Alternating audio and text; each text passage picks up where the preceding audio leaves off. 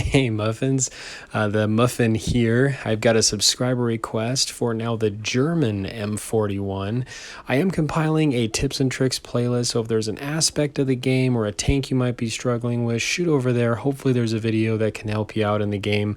But diving right into the M41 German, the difference between this one and the American is a tier 7, this is a tier 8, but the play styles are pretty much the same. If you watched my recent tutorial on the M41 American tier 7, it's very similar, both light tanks. So right at the beginning, you're having to fulfill the role of a light tank. You want to get to a safe position to spot to help give you information on where the enemy is.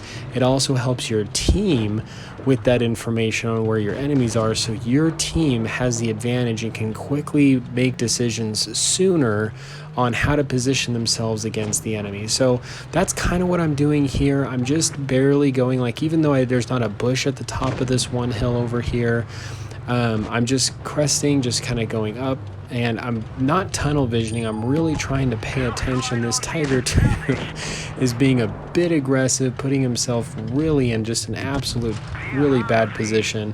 But even using, the thing is that the Bulldog has no armor, so you're constantly having to use the landscape as protection, cover as your armor. You want to make sure through the decisions you're making is based upon the enemies that are spotted. You're looking around, you're looking to see where your team is, you're looking to see where the enemy is, and then you're looking for those critical points, those safe points, those landscape areas that you can move from two and two to safely kind of move about and get yourself to a safe area. And if you don't know if maybe there's something spotted on the other side or if there's something over another area, you can always just barely peek up and over a hill, and that'll help detect some of the enemies just on the other side. So I'm trying to just get a grasp on what's going on. I see the caps, getting capped. And so I'm coming up over here just to try to help eliminate this weaker, the weaker flank over here on this side, and getting myself in a position to really support my team. We're trying to take out this weaker side so our team can then rush down, kind of get back down to where more of the core of the enemy is. And so really just looking for ways to just help my team, and that I'm using a lot of my maneuverability, which that's one of the strengths of the Bulldog. The strengths of the Bulldog is maneuverability, view range, and like you can really use that to your advantage. Now I get caught in this really funky position on this hill, and my gun elevation, I was kind of getting all out of whack and stuff, but it's really crucial to be able to identify, know the landscape, looking for those opportunistic areas that you can get to take shots. So I'm trying not to tunnel vision from the IS-6 kind of down below. I see he's distracted from my teammate. I didn't really quite have the gun depression, but I was trying to help the Tiger 2 as much as I can.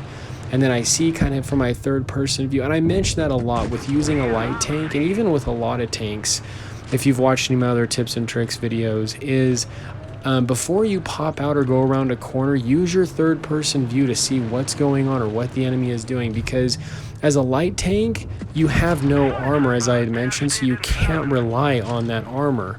So anytime that you're the center of attention or focus and the enemy's cannons are all pointed on you, you've got to either relocate, kind of get out of there, move around, just adjust yourself.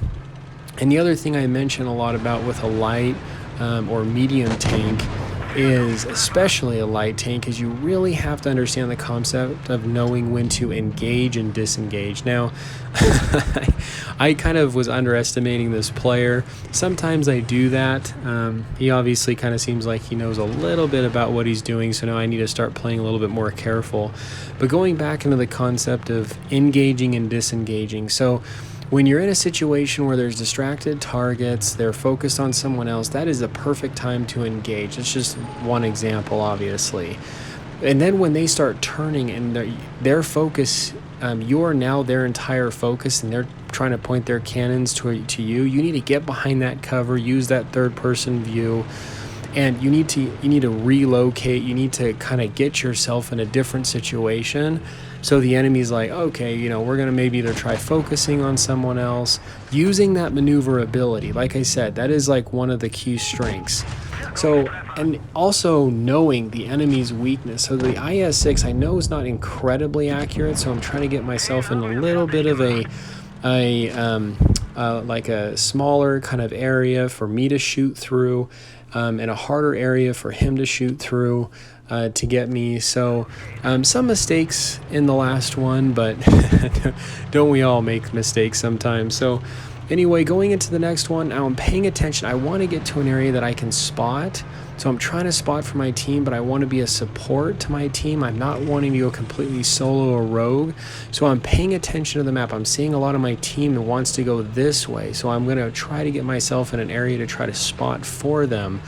It is very crucial and constant that even with, regardless the type of tank you are, that you're putting yourself in a position so that you're within visibility of your team and they're in visibility of you, so you can support each other, vice versa. Even though teams may not be great and they just suck sometimes, just the intimidation factor that they're there sometimes can actually provide some sort of support for you, and may cause an enemy maybe not to roll out and take a shot, you know, just because they're there sometimes. So I'm trying to really use this hilly landscape to my advantage.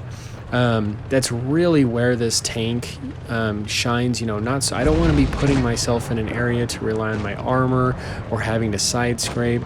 And I talk a lot about the landscape for your protection, but one thing you can also do, and you'll notice this even a few times, is there's even now I thought my my gun depression was a little bit better there, but even it's okay as a light tank to sometimes use your heavy tanks that are advancing as sometimes that cover and protection. So I bounce that shot, but I kind of get behind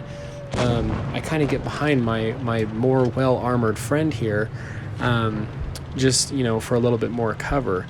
So I'm trying to move around, trying to get the enemy in a really bad position. I see this object kind of all by himself. I don't want him to be completely pushed and left alone as these guys can maybe turn around. We're all kind of closing in. Our team's really just doing a really good job here. So I'm kind of using him as a little bit of protection, but popping out, providing a little bit more supportive fire. And it's okay to do that, because you don't, like I said, you don't want to put yourself in a position to rely on your armor. But if you're in front of one of your teammates that's like a heavy tank that's supposed to be positioning himself as such, it's okay. You can use your third person view, wait for the enemy to fire, and then as he's doing that reload, you can pop out and then take a shot. One of the things you definitely can't do in that situation is make sure you're so close behind them that they can't back up to fulfill their side scraping role. So you want to be very just observant, just with, you know, your teammates and so forth.